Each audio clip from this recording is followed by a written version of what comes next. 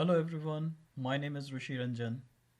I used Cassandra and Spark for my big data project.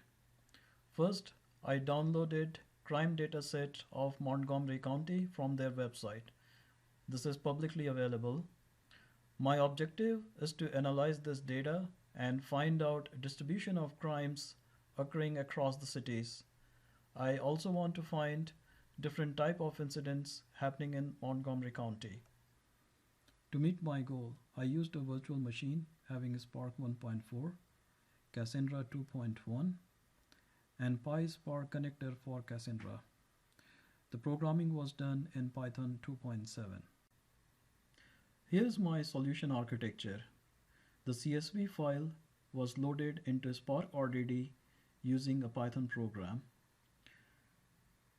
RDD was converted into data frame for easy SQL operations. Using Spark connector for Cassandra, the data was saved in the database for persistence. In the Cassandra database, the data was further aggregated into summary tables. From there, CSV files were created, which were used for D3 visualization. Before running the PySpark job, data modeling was done in Cassandra database.